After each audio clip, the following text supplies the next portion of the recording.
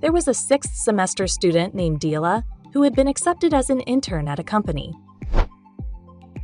Today was her first day working as an intern. As a new intern in the workplace, Dila faced challenges in interacting with her coworkers. During their discussions, she found herself unsure about how to act and felt disoriented, trying to follow the conversation. So the question arises, how did Dila manage to overcome this situation? Hello, Orbit friends. Welcome to the training on implementation and challenges of verbal communication. The situation that Dila experienced in the beginning of video illustration could happen to us. So in order to avoid disorientation like Dila, these are the things you should prepare for communicating in the workplace. First, listening to the interlocutor. We have the right to express our opinions when communicating. However, this does not mean that we do not allow the other person to share their thoughts. Listening to the other person is also necessary at times. Second, ask questions. Effective communication also requires a response from the other party. Statements that have been conveyed by the interlocutor require a response. Can be by asking questions if there are statements that are not understood or expressing things that you need to respond to. By asking questions, you can also be considered a good listener, because you listen to what the other person is trying to convey. Third, build collaboration skills. Collaboration is the foundation of efficient teamwork. To build strong team collaboration skills, you must practice open and honest communication. Therefore, learning how to express disagreement and overcome disagreements is also an essential aspect of collaboration. Fourth, take note of body language and tone of voice. Communication is about more than just what you say. It is also about how you convey it. That is why you should avoid crossing your arms or looking stiff. Often, your body language has nothing to do with the situation at hand. The fifth and last, stay on the facts, not stories. Stories are inevitable, and we all make stories out of facts. But try to separate the story from the facts and avoid acting on the story until you can validate it. Then, do you know what are the communication errors that may occur in the work environment? Also, how to handle it. First, the error that may occur is incomprehensible context. Context is a part of duties and responsibilities that has meaning and function as clarification. If without proper understanding, then errors can occur during the communication process. Then, how to solve the error? As informers, we must comprehend the context that will be presented to the audience so that misconceptions are avoided eventually.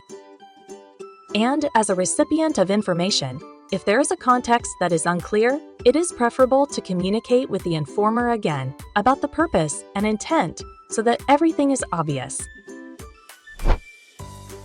The second mistake is the existence of assumptions.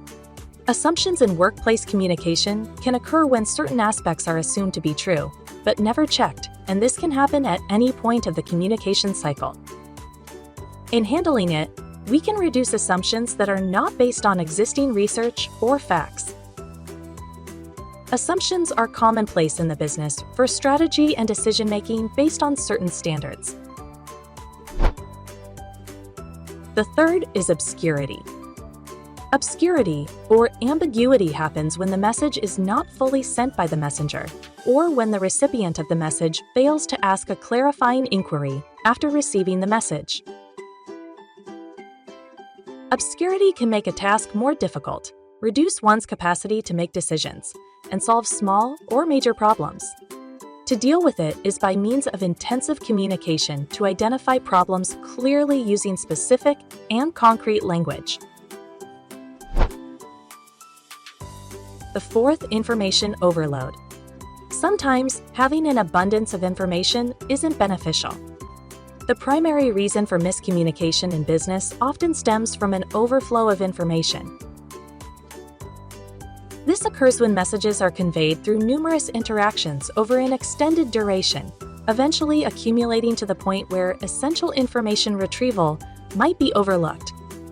In such cases, communication errors can surface later in the process, exerting negative impacts on products or services. If you experience this, then we need to communicate effectively, as well as the recipient of the message being in control of the information and preventing excess information as much as possible. The fifth is the existence of personal issues. Personal issues create as a result of variances in a person's character, attitude, and mindset. Some people are uninformed, sensitive, relaxed, and perfectionists. Differences in someone's views and traits, which can be diametrically opposed, have the potential to produce conflict, including in terms of communication. To overcome this, you must be professional at work and understand the differences in the personalities of everyone in the workplace.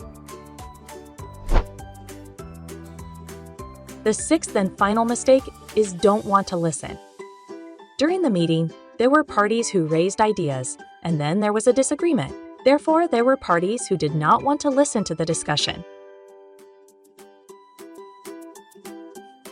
The issue cannot be resolved until both parties take an accepting and respectful attitude. As a result, the best way to deal with this mistake is to learn to be a good listener. A good listener is certainly necessary in any discussion, because a good listener makes someone who wants to communicate feel at ease when telling or sharing anything. Thus, the discussion about the implementation and challenges of verbal communication. Greetings, inspiration, and may good luck is always with you. Thank you.